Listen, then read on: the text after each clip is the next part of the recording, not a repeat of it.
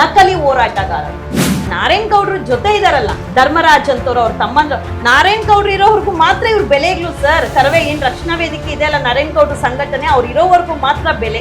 Table ಕೆಳಗೆ ವ್ಯವಹಾರ, ಹೆಣ್ಣು ಮಕ್ಕಳ ಮೇಲೆ ದೌರ್ಜನ್ಯ, ಮನೆಗ್ ನುಗ್ಗಿ ಹಲ್ಲೆ ಮಾಡುವಂಥದ್ದು ಎಷ್ಟೋ ಕಡೆ. ಇವತ್ತು ನಿಜ ಹೇಳ್ತೀನಿ, ಯಾವಾಗ ನಾನು ಅವ್ರ ವಿರುದ್ಧ ಮಾತಾಡ್ದೆ, ಇವ್ರು ಎಲ್ಲೆಲ್ಲಿ ತಗೊಳ್ತಾರೆ ಮಂತ್ಲಿ ಕಮಿಷನ್, ಯಾವ್ಯಾವ ಕಂಪನಿ, ಯಾವ್ಯಾವ ಅಂಗಡಿ, ಎಲ್ಲೆಲ್ಲಿ ಅನೇಕ ಜನ ನನಗೆ ಕರೆ ಮಾಡಿ ಡೀಟೇಲ್ಸ್ ಕೊಟ್ಟಿದ್ದಾರೆ.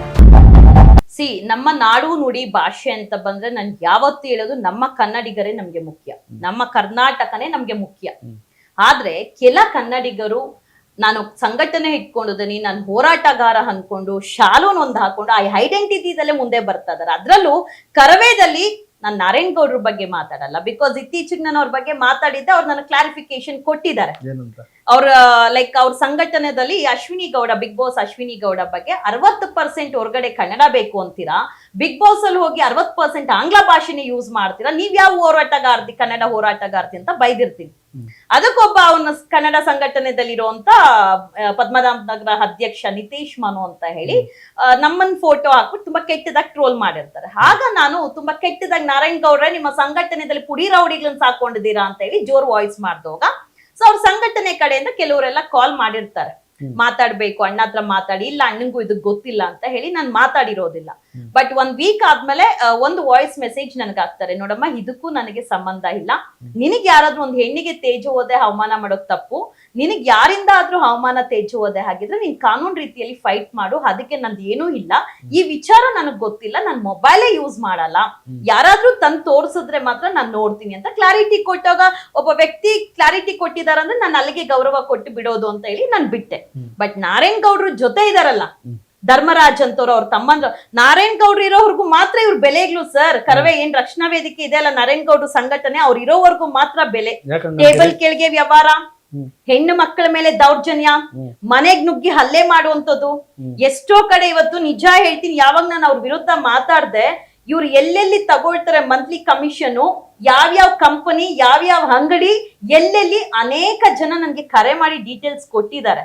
ಬಟ್ ಅವ್ರ ಬದುಕೆ ಅಲ್ವಾ ಸರ್, ಯಾರು ಬದುಕು? ಈ ಕರವೇದಲ್ಲಿ ಇದಾರಲ್ಲ ಕೆಲವರು, ಅವ್ರ ಬದುಕೆ ಅದಲ್ವಾ ಸರ್. ಅವ್ರು ಇದಾರೆ, ಬಟ್ ಅವ್ರ ಮುಂದೆ ಬಂದ್ ಮಾತಾಡಕ್ಕೆ ನಾನಿವತ್ ಮಾತಾಡ್ಬಿಡ್ತೀನಿ. ನೇರವಾಗಿ ಹೇಳ್ತಿದ್ದೀರಿ, ರೋಲ್ ಕಾಲ್ ಮಾಡ್ಕೊಂಡೆ ಬದುಕು. ಆಬ್ವಿಯಸ್ಲಿ ನಾರಾಯಣ್ ಗೌಡ್ರ ಜೊತೆ ಇರುವಂತ ವ್ಯಕ್ತಿಗಳು ಕೆಲವರು ರೋಲ್ ಕಾಲ್ ಮಾಡ್ಕೊಂಡು ಕನ್ನಡ ಶಾಲೂನ ತೋರಿಸ್ಕೊಂಡು ನಾರಾಯಣ್ ಗೌಡ್ರ ಹೆಸರು ಹೇಳ್ಕೊಂಡೆ ಬದುಕ್ತಾ ಇರೋಂಥವ್ರು ನಕಲಿ ಹೋರಾಟಗಾರರು. ನನ್ನ ಕೋಪ ಕನ್ನಡ ಪರ ಹೋರಾಟಗಾರರ ಮೇಲೆ ಅಲ್ಲ, ಯಾಕಂದ್ರೆ ಕನ್ನಡ ಪರ ಹೋರಾಟಗಾರರು ನಿಷ್ಠಾವಂತರಿದ್ದಾರೆ, ಒಳ್ಳೆಯವರು, ಇವತ್ಗೂನು ಬಾಡಿಗೆ ಮನೇಲಿ ಇರೋರಿದ್ದಾರೆ, ಇವತ್ಗೂನು ಅದೇ ಶೀಟ್ ಮನೇಲಿ ಇರೋರು ಇದ್ದಾರೆ.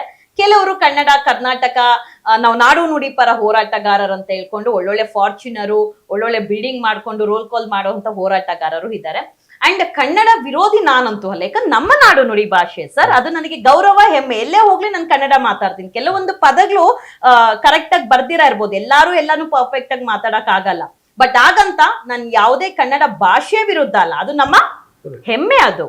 ಬಟ್ ಕನ್ನಡ ಹೋರಾಟಗಾರರಲ್ಲಿ ಕರವೇದಲ್ಲಿ ನಾರಾಯಣ್ ಗೌಡ್ರಲ್ಲ, ಅವ್ರ ಜೊತೆಯಲ್ಲಿರುವಂತ ಕಿಡಿಗೇಡಿಗಳ ವಿರುದ್ಧ ನಾನು. ಕರವೇ ಅವ್ರದ್ದು ನಾರಾಯಣ್ ಗೌಡ್ರು ಫೋಟೋ ಹಾಕೊಂಡಿದ್ರಿ, ಇದು ಡೀಲಾ ಅಂತ? ಎಸ್, ನಾನ್ ನಿನ್ನೆ ಹಾಕಿದ ಫೋಟೋ ಸುದೀಪ್ ಅವ್ರ ಜೊತೆ.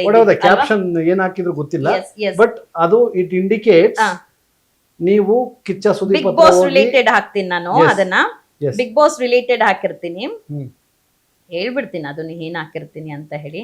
ನೋಡಿ, ನಾವ್ ಅದನ್ನೆಲ್ಲ ತಲೆಯಲ್ಲಿ ಇಟ್ಕೊಳ್ಳಲ್ಲ, ಅಲ್ಲಿ ಹಾಕಿ ಅಲ್ಲೇ ಮರ್ತು ಬಿಟ್ಟಿರ್ತೀರಿ. ಕೆಲವ್ರಿಗೆ ಅದೇ ಇದು ಕಲಿಯುಗ ಎಂಬುದು ತಿಳಿಯಲಿ ಅಂತ ಹಾಕಿರ್ತೀನಿ.